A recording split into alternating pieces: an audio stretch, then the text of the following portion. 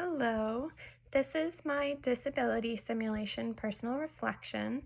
So, for my disability, I had case number 13. So, I had diabetes and I had just underwent a great toe amputation. So, my adaptive equipment included a rollator and a black boot. So, what I learned from this experience was really just how difficult it is to maneuver a rollator, let alone just a regular walker, around tight spaces. Also, trying to move around in my apartment, um, I see how easy to slide rugs can be and how dangerous that is for people with poor balance or are at a fall risk. So in my bedroom, I have a rug that just covers kind of the main floor. And when I was trying to roll on it, it kind of bunched up. So that would definitely be a possible fall risk for someone who has balance problems, as well as how frustrating it is that your piece of adaptive equipment, like your rollator, may not fit through all the doorways. So for me, in my apartment, I was unable to bring my rollator into the bathroom. It wouldn't fit through the doorway. So when I was in there, I had to kind of adapt to work on my balance when I couldn't use my rollator. So from this experience, I learned how much you have to adapt your environment to fit your needs. And I feel that learning how to make the right adaptations to a client's environment will help to make me a better clinician. So what I learned from my case of left toe amputation and my ability to complete my ADLs and IADL process versus my baseline, which would be that I was independent with everything, was that I needed a little bit of extra time to do everything, but that I could basically do everything that I normally did. So again, the main thing that I struggled with was maneuvering my rollator around, especially in the apartment. And because I couldn't bring the rollator into the bathroom with me, I used the sink countertop to hold on to when I was in the bathroom. And it was also difficult to balance when I was in the shower. So one of the things that I would recommend for my situation would be to put either grab bars into the shower or even a shower chair for the time being, considering the balance aspect of it, to decrease fall risk. So something that I continuously needed assistance with was having someone grab my rollator for me and carry it up the stairs to my apartment, because I couldn't do both that and hold on to the railing and walk up, I think it was 9 stairs to get to my apartment door. Finally, the walk to class usually takes about 5 or 10 to 15 minutes, but with the rollator and with the balance issues, I had to take an extra 5 to 10 minutes to get to my classes. And for one of the buildings, I also had to figure out where the elevator was and use that as well. So that made my walk to class be around 20 minutes, which was challenging because I had to adapt and take extra time out of my day just to walk to my classes. So I would say that the long walks to class and walking around for long periods of time when out in the community setting was the most challenging thing for me.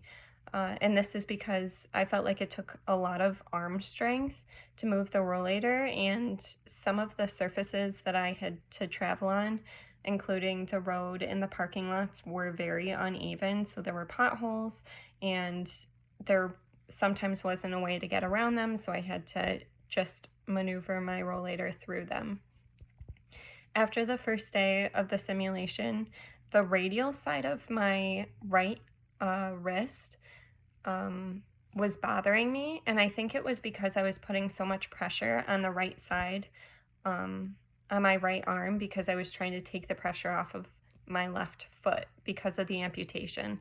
So This will definitely help me to empathize with my clients in the future when I talk about traveling long distances, and I'll pay more attention to what may be causing a problem or pain when trying to ambulate for long periods of time and come up with different ways to adjust their position to kind of help them through that. So, in all the places that I went out into the community, I would say that I had a lot of adults who would stare at me and then quickly look away when they noticed that I saw them staring at me. Um, I would say that my worst experience was when I tried to enter TJ Maxx. Everyone who was standing at the front of the store seemed to look in my direction, and I felt like I had a million eyes on me. This was definitely discouraging, and I felt that I was in the wrong for even walking in. Like, I felt like an outsider. So I did have one interaction with a worker from Walmart who asked what had happened when walking into the store, because I was also going with Rihanna, who was also doing her simulation at that time. And I told her that we were occupational therapy students from Keuka College, and we were doing this for a class to get a better understanding of some of the struggles that our clients may endure. And when I told her this, she was very pleased that we were able to do this experience, and she thought that the simulation was overall a great idea for us. So I would say that overall, it was pretty challenging to move around in the community using the rollator. One of the biggest things that I struggled with when going to the grocery store, or in Walmart specifically, was I had my grocery list on my phone, and I continuously had to stop, pick it up, unlock it, and look at what I needed to find next. So for each item, I had to do this. So I would definitely recommend for someone who maybe needs a walker for an extended amount of time to hook their phone to their walker if they are using it for grocery lists or anything. So I'm not sure if there is an accessory to a walker that has that, or if there isn't, maybe you could even hook like a car phone holder to it. That may work as well. And that way the list is always accessible, and there's less stopping that needs to be made, and the whole thing would just be a lot faster. So for my meal, I decided to make shepherd's pie. So when I was grocery shopping, I had to buy ground beef, gravy mix, tomato paste, frozen veggies, a bag of potatoes, and also shredded cheddar cheese. So I was able to collect all of these ingredients and place them in the cart that was pushed by a friend, but I did need some assistance when bagging. When I was checking out, since the worker didn't bag for me, my friends had to help me with that process as well. So making the meal was a long process, but I was able to do everything independently because my kitchen had ample space to move my rollator around in. So I was able to do that, and I was also able to eat the meal and do the dishes afterwards independently as well. So according to our Pedretti text, I quoted from the book, the NDT approach, which is my theory approach that I had for my individual theory, is now widely described as a problem-solving method for restoring movement and participation for individuals with upper motor neuron lesions, specifically cerebral palsy and hemiplegia.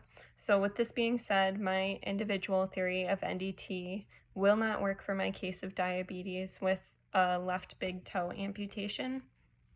NDT and my group theory of OA vary vastly. So NDT works for specific cases that involve injury to the upper motor neurons, where occupational adaptation can be used for everybody who needs to adapt in some way to complete their occupations. So if I were to evaluate the needs of a person, group, or population with a similar diagnosis that I had, I would need to take into consideration what their occupations were, that they did each day. And I would also want to know what, if any, adaptations they already do to those occupations as well. To design programs to enhance community mobility and implement transportation transitions, you would have to come up with a universal design. And this way, no matter what adaptations the person may need to make to complete that occupation, the environment will allow them to participate, so it won't interfere with any adaptations that they may need. So to make this assignment even better for students in the future, I would make it so that we had to do 2 simulations with completely different disabilities. That way we get a better idea of what our clients are going through and we get more of a wide variety. So for example, you could have us pick from 2 different categories, one being mostly fine motor deficits and one being mostly gross motor deficits. And I think that this would be beneficial because my diagnosis mostly consisted of gross motor deficits, so using the rollator for balance, and I didn't really get the opportunity to practice what it would be like to have major fine motor deficits when I was out in the community and also just doing my ADLs. And then another thing that would make it better would to be have the theory for the single person be pre-chosen based on what case they chose. So when they chose their case number, they would be provided with a diagnosis, their adaptive equipment, and the individual theory. And this will ensure that the theory will work for the specific diagnosis that you get, because for me, my individual theory did not work for my diagnosis. No matter how hard I tried to research it, it just really didn't work for diabetes. So that's it.